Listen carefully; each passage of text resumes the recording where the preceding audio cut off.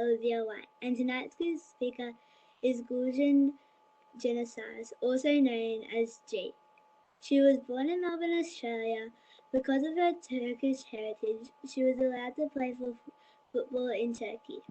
She has also played for Melbourne Victory. Let's hand it over to G. There will be time for questions at the end. Thanks, G. That was a very, very nice introduction. Thank you very much, Olivia. So I have known John for a little while now. He's got a talented footballing daughter of his own. So very lucky that I've been able to know such a man with many talents and a lot of knowledge. So you girls are very fortunate as well. So just as Olivia said, so my parents were both born in Turkey. So I was lucky enough. I wasn't in the eyes of the Matilda's coach at the time when I was 19, but I was lucky enough that the Turkish national team spotted me while I was playing for Melbourne Victory in the W League, and they contacted me over Facebook because they didn't have my details. So that was quite interesting. And I flew to Turkey on my own. That was the first time I traveled overseas by myself. To meet people I had never met before that I'd just spoken to over the phone and on the internet. And then I played for Turkey for 4 years after that. So, girls, if you've been overseas, can you raise your hand for me? And awesome. And I can only imagine that a lot of you that have experienced jet lag. So that's when you're going to a different time frame. So when you're potentially meant to be sleeping, you're wide awake, or you're meant to be awake and you're falling asleep. So I was flying to Turkey every 2 weeks to play football. So I was constantly didn't really know what time zone I was a part of. So that was a bit challenging, but it was a really great experience. And with Melbourne Victory, so I am currently, even though I've retired from playing for Melbourne Victory, I'm currently the highest capped player, meaning that I've played the most amount of games for Melbourne Victory in the history of its W League.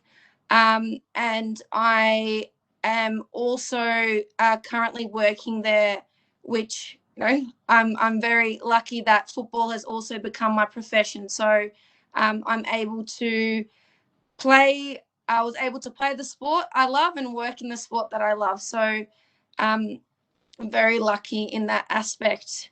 And the reason I started playing football was because of my brother. So a lot of you that have siblings would know that, you know, it's always fun to play and have a kick with your siblings. But my brother, he never wanted to have a kick with his little sister because he would always say, I'm not good enough. He'd say that I can't play well, which I couldn't. So I decided to join a team to get better. So my older brother would want to have a kick with me. And funny enough, he stopped playing and I became better than him and achieved a lot more. So it just shows a lot of determination and persistence. You can really get a long way. What I'll do, I might give you girls a break if with me talking. Does anyone have any questions at all? I was just wondering, like, when you said you worked for Melbourne Victory, like, what kind of work do you do there?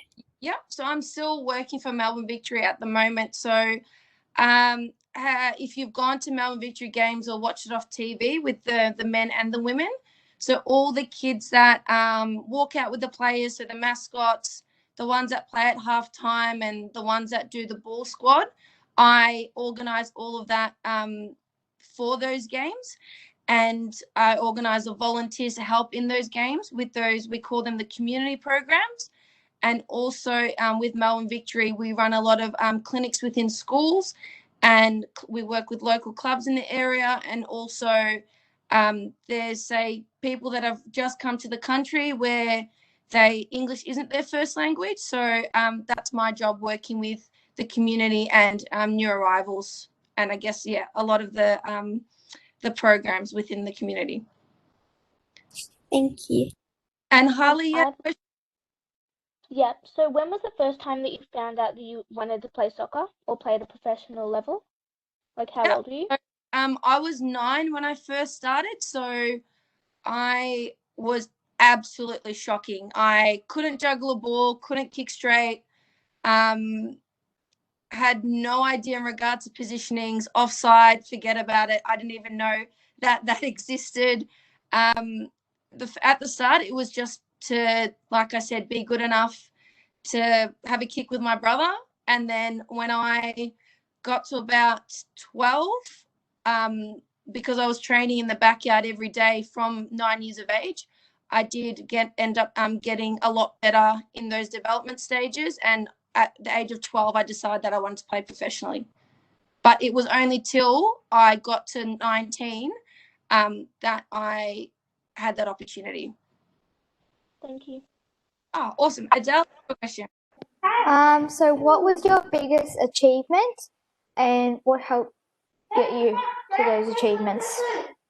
So my biggest achievement, firstly, when I was playing when I was younger, was when I was about 15. I made the state team for Victoria.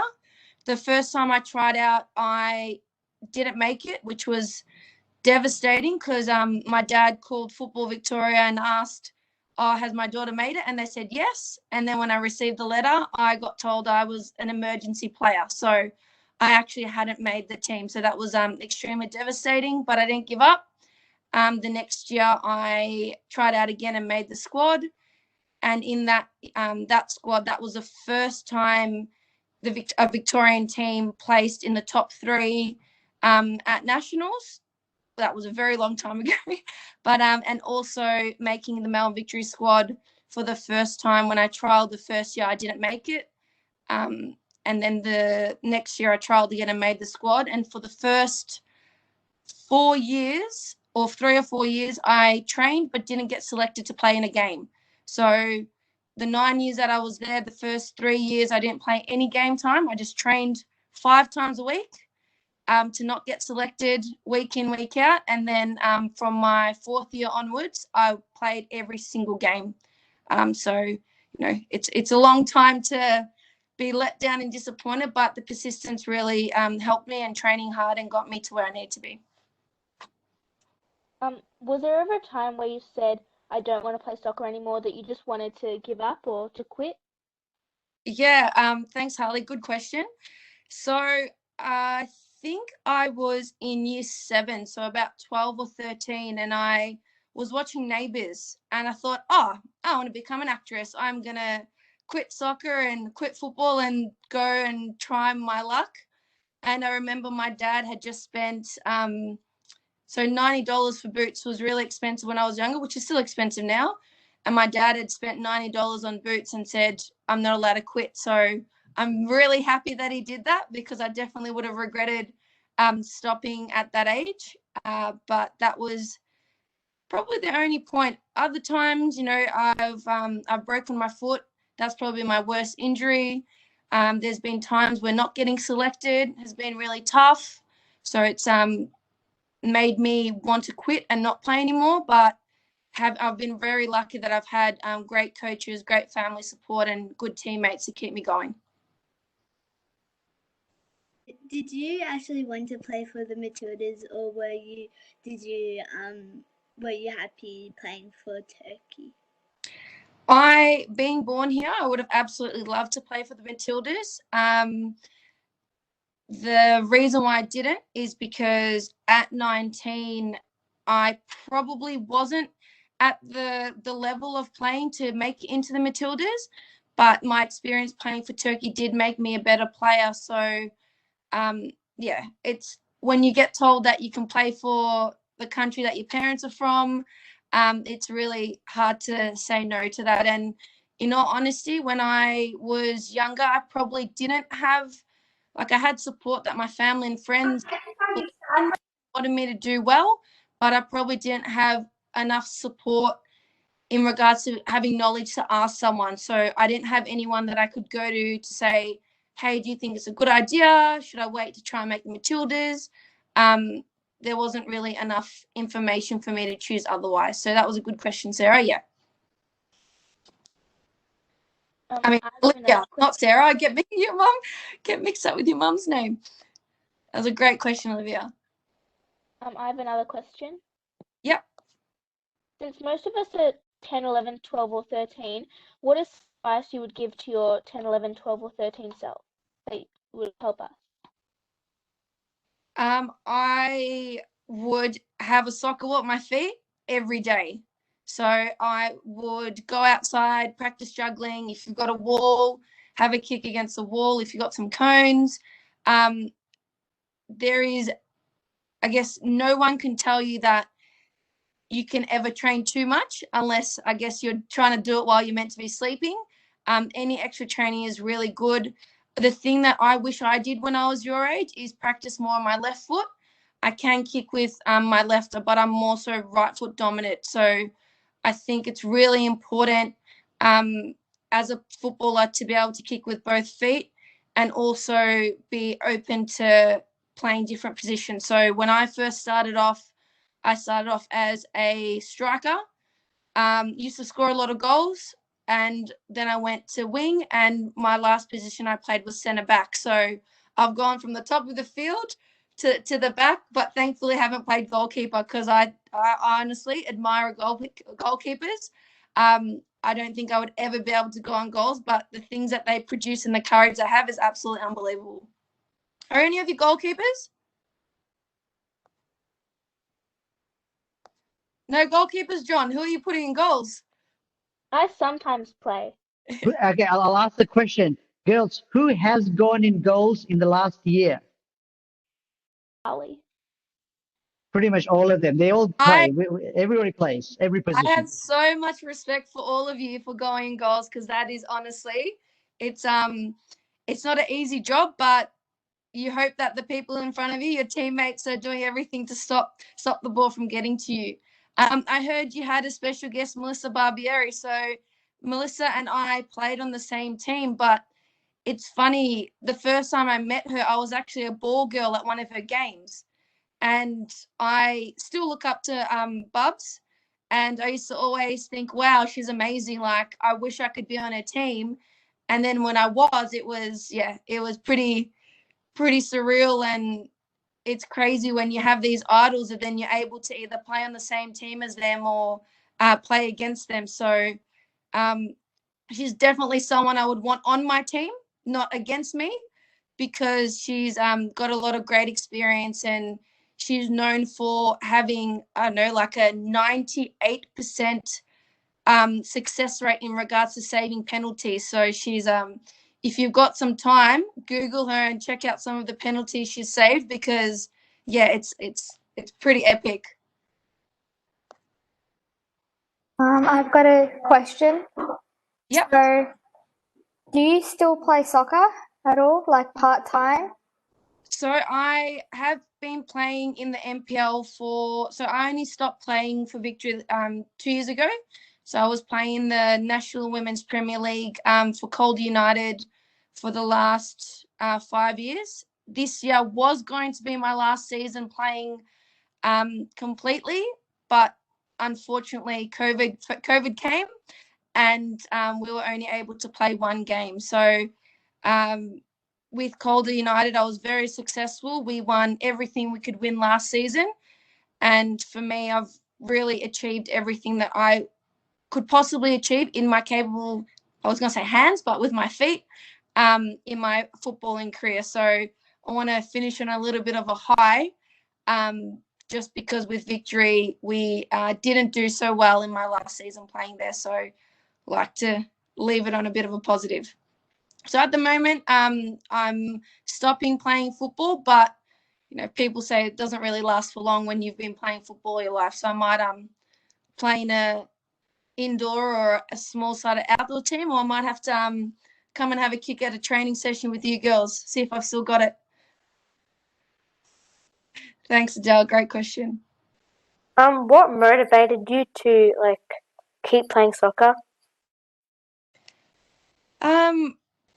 In all honesty, it's really great to feel that you're good at something. So when you're achieving things and doing really well, it's really easy to be motivated in that aspect. And my best friends in my life have been my football friends. So even though I've got good friends from high school and family friends, I know that my friends on the football field have always got my back, and they're friends that, they're probably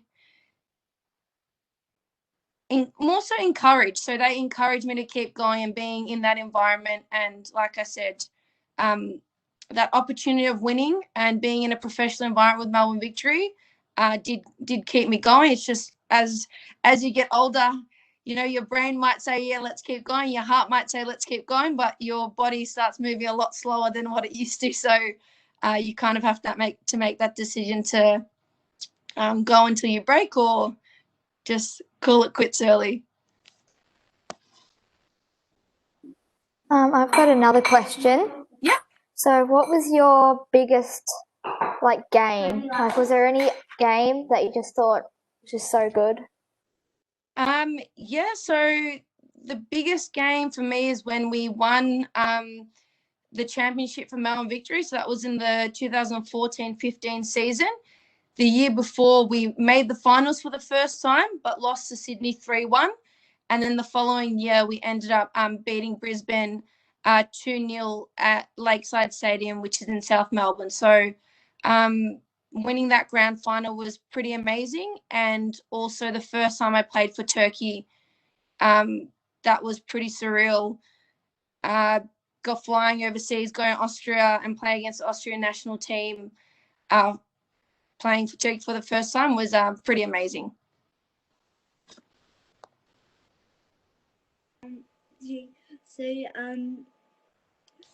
So with do you feel when you're playing at with Melbourne Victory and Turkey, do you feel like you're on the same playing level, or what I mean by that is, do you feel like it's as amazing as playing for Turkey, or do you love them both equally? Yeah, that's a great question, Olivia. It is different.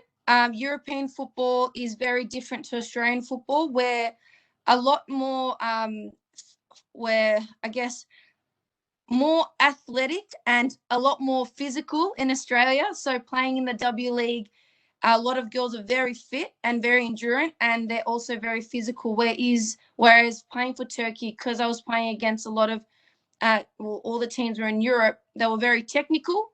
I probably didn't work on my technical ability as much as I would have liked to growing up. So when I first went, they started calling me kangaroo, because I would run from because I was playing fullback for Turkey, I was running from one end of the pitch to the other and back. So they nicknamed me the kangaroo, which was kind of funny, but loved them both equally. The difference is, though, playing for Turkey felt more like a job, whereas playing for Melbourne Victory, because it seemed like there wasn't as much, there's still a lot at stake when you're playing at a professional level, but it didn't feel as if there was as much at stake, because representing a state is on a smaller scale than representing a whole country in a sport. So it was a lot more demanding playing for Turkey than it was for Melbourne Victory. Anyone have any more questions for G? You scored your first goal. The first goal I scored, it's funny, I'll go back to when I played for Melbourne Victory. I came on as a sub, and I was really, really angry that my coach didn't put me on earlier in the game. And then I went on and scored a goal, and the first thing I did was kind of glare at my coach, saying, see, maybe if you put me on earlier, I would have, scored a couple more goals. But scoring a goal, it always feels amazing. I think assisting always feels amazing too, but when it's a goal that will define the result of the game, so if you're 1-1 or 0-0 and you score the winner, I've done that before. So those probably are more of the goals that stick with me a little bit more, because when you're the one that's able to get your team the 3 points of the win, it's really rewarding. Thank you. Hey, G, I heard, I think you were also studying at university while you were playing. Is that correct? Yeah. Maybe expand on that for us. So I, in high school, I always put football first, which if I can go back, I'd probably put as much effort into my schooling. In year 12, normally people say, sorry, coach, I can't come to training because I've got to study. Whereas I said to my parents, sorry, I can't study because I've got to go to training. And that resulted in me not doing so well in VC. So I went to TAFE for 2 years after year 12. I got a diploma of sports development at Vic University. And then through that, I got into a double degree in exercise science and sport management. So going to university and playing for a professional team was very hard. And being able to kind of earn a bit of money was extremely difficult. And then in my last year of university, I got a full-time job at Melbourne Victory. So it was full-time job, still at uni, and playing a professional sporting team. So that really taught me great time management that I wish I had in high school. But I think as females, not trying to single you out, John, but as females, I like to believe we're great at multitasking. So that's something that's really helped me in my adult years with my football and with my work as well. And also, so just with, do any of you do anything else other than football? Like, do you play an instrument? If you like sing, if you dance, if you do like netball, put your hand up. Oh, look at these. We've got multi-talented people here. That's awesome. So when I was growing up, football itself was expensive enough. So I wasn't able to play on any other sports or, have any other extracurricular activities. So I could probably add to my success in football being able to just focus on that and being able to just focus on training for football. My parents were an amazing support. My dad actually ended up getting a second job to be able to pay for me to go to nationals. So, it was expensive. And then I was lucky that my brother stopped playing, so then he could focus all his funding into me. But so if it wasn't for my parents supporting me, I wouldn't have been able to get to where I am, because I definitely would not have been able to afford going to nationals and then being viewed by scouts and coaches. And even I played in the national training centres for NTC, and that was going from Cheltenham to Darebin 4 to 5 times a week. So my dad drove me to every training session and stayed there during every training session and drove me back. So support of your friends and family. Never underestimate how important that is. So make sure you always thank your parents or your siblings or, your grandparents or family friends or your teammates' parents for taking you to trainings, because that's really important, because without these people, we wouldn't be able to play the sport that we love. Ruby's asked a question in the chat. Let me see if I can see it.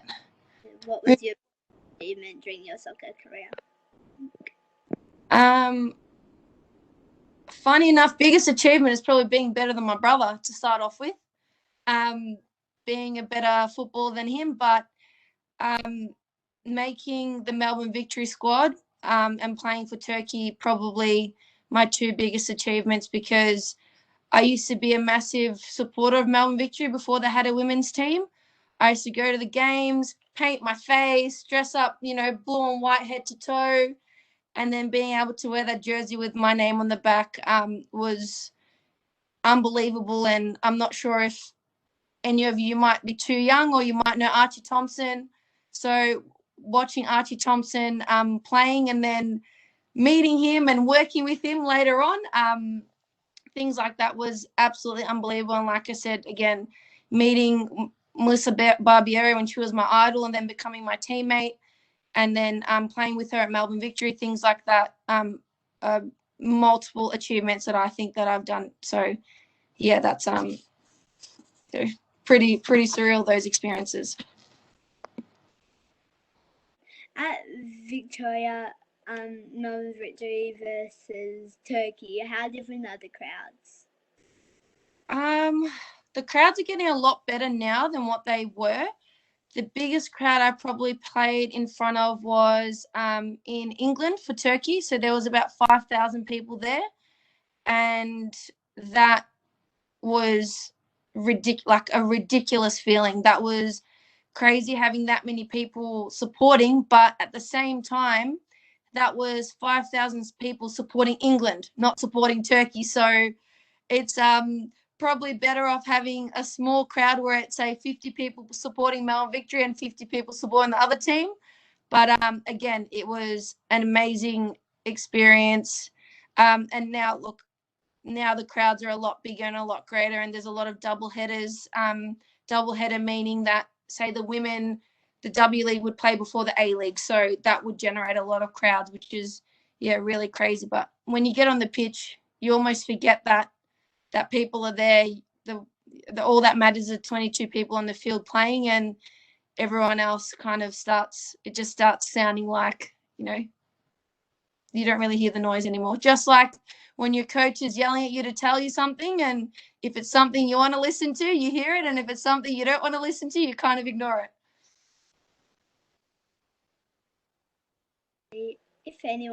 Does anyone have any more questions? I will ask. Sorry, girls, to take yours. But, I like G. So I'll ask it. Hey, G. So if you could change one thing moving forward for female football, what would you like to see changed? I would say the priority of accessibility to fields and facilities. So I've experienced, even in my own coaching, that even if a female team is being successful, so I coached at a team, I won't name the club, but you know where I've coached anyway. My under 14s team were very successful. We're top of the ladder, undefeated. And then there was the over 30s men's team. They were playing the same time as us, and we were meant to be on the main pitch. So they told us, my girls, that you have to go on the top pitch, and the over 30s are going to play on the main pitch. And did I lose it? So just the fairness. It might be, say, for instance, one week the girls play, the next week the boys play. So just trying to level out that accessibility, because it might be, the pitches get waterlogged and there's only one pitch available instead of two. So they say, oh, John, you got to cancel the session for the girls because the boys are training, which isn't nice. So just being able to, you can't get better, you can't develop if you don't have anywhere to train. So if that could be done within clubs, and making sure that the females get the same treatment that the boys get, and vice versa. Because I always say, girls shouldn't be trained like girls, or boys shouldn't be trained like boys. Everyone should be trained like footballers, because that's what we are. I have a question. What was like a typical day when you had a match? What time would you get up? What would you do during that day? So I didn't really like morning games if I had a morning game, because I like lunch more than I like breakfast. So the afternoon games were a bit better for me. I probably didn't eat the best in which I should have before a game, because my background being Turkish, my mum would always make me a big Turkish breakfast, which, like I said, probably not the healthiest foods, but if I could get out of the house before she'd realize, I'd probably go to Subway, get something I would always be the one organizing the music in the change room before the game. And I would always get to the game a lot earlier than my teammates, maybe half an hour or an hour beforehand. I just liked being extra ready. I never liked being late because it would make me anxious because I wouldn't have enough time to prepare. So I would always get my bag ready the night before because I'd think that I would forget something in the morning if I rushed to pack it. And I wouldn't really get nervous. I would treat every game like any other game. So all my routines or the things that I did, how I ate, or what I drank, or what music I listened to, would always be the same because, if you've had one successful game like that, preparing in that way, why would you change it? So, yeah, a lot of people say if you have a dog, take your dog for a walk, clear your head before the game. I don't have a dog, so yeah, I would just have breakfast, get ready, and get going, and make sure I'm there before everybody else. So like for the how many clubs you played for, which one had the best environment? The best environment, I would probably say the NPL team I played for, Koca, only because it was a little bit more relaxed. So it's kind of the higher level you play at, the more intense it gets because obviously the results are so much more important. And I think as I got older, I realized not to take everything so seriously. Whereas in my earlier 20s, I used to get really angry if we'd lose, or I'd get frustrated, or if teammates weren't putting in as much effort as me, I'd get a little bit annoyed. But as I got older, I just started playing for the love of the sport. So that, that was, it's unfortunate that that's when I started realizing the true meaning of football. But Koca United was probably the best environment that I had. What was the name of your team in Koca United? Pardon? The name of your team. Yeah, Koca United. So it was when the NPL just started. They were their sister clubs with Keilor Park, and Football Victoria wanted some of the clubs to create new names that were more inviting to the surrounding suburbs. So Koca is actually the name of the freeway that's closest to it. So they named the team after the Koca Freeway. Just like I guess GlenEira is, named after the suburb. So a lot of other teams are. What was your question, John? You got time now? I got last one. How are you going in this COVID period? Because all the girls are stuck, all the sporty girls like you and everyone here is stuck, can't play. How are you managing it, coping with it? So my husband owns a gym, so he's pretty fit and active. Olivia's mum, Sarah, actually comes to our gym. So he doesn't really let me sit down and eat too much junk food. He just says, you wouldn't be doing that. So, and I'm really lucky. There's a lot of nice places around Keysborough to go for a walk. So I watch a bit of Netflix, do a bit of work, go for a bit of a walk. So, but it is hard through my work and playing. I'm used to being very social. So I try and connect with my teammates and my soccer friends once a week at least. Just have a bit of a laugh, talk a bit of nonsense. But it's really good to see everyone because when you're watching Netflix, they're not real people, they're characters. So, it's nice to talk to my teammates and see how they're going. And a lot of people are getting pets, so it's cool to see everyone's new puppies and cats and stuff. So, I have a question. When you were training at Victory and the Turkey team, was training like really intense, or was there like some laughter in it? There was always laughter before training. So in the change rooms, and we do rondos, which is kind of like a keepings off prior to, but as soon as training started, it was all serious. So everyone's there for the same reason. Like I said, at a higher level, there's a lot more at stake. So before and after trainings, there was laughter, and then say we did a shooting practice at the end for a bit of a competition. But when it's time for business, there was everyone had to be really serious. So now that's why I know if I played and I wouldn't be playing at a high level, I'd be able to just kind of have a bit of a laugh and just look at the funny side of things. So if someone I know got nutmegged or someone fell over or something like that, but if that happened at victory, coach wouldn't be happy if we were laughing at something like that. I have a question. Yep. Did you ever play in a boys team or with boys, like in a club? Yep, that's actually a great question. That's something I totally missed at the start when I was talking about my start up to football. So when I first started playing, my dad was the secretary at a Turkish club, and they started a junior team, and there was only boys teams.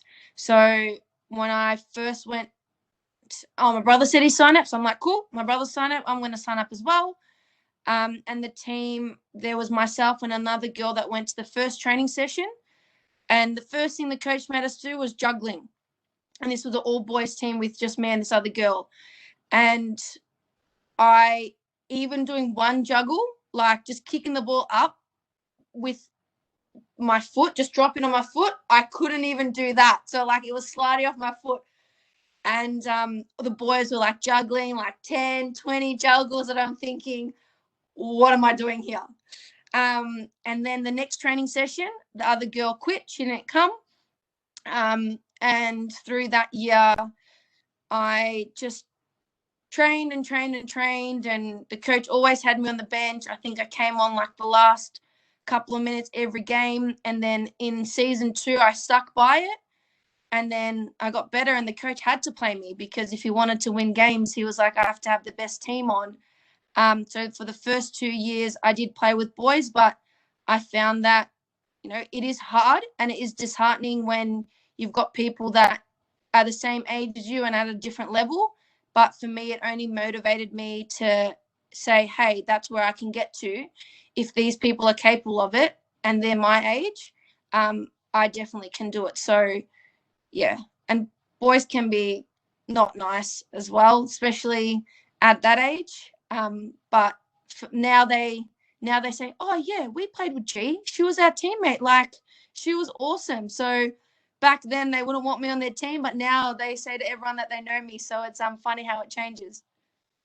And now I say I don't know them. I don't remember you. Like, I don't remember who you guys are. And the coach tells everyone, even though he was the one who benched me, he tells everyone that he is the reason I've gotten to where I've gotten.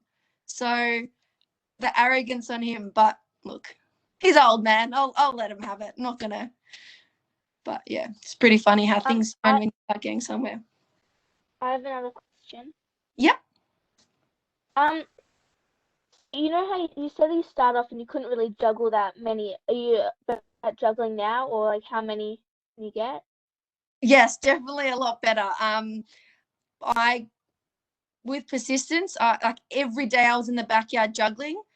The amount of times I miskicked it and hit the window, and my mum was yelling at me with a little like rolling pin saying stop doing it. But yeah, I practiced a lot and got a lot better at it. So, but I can't say I've juggled to see how many I can get as of recent times. But yeah, I can definitely juggle now.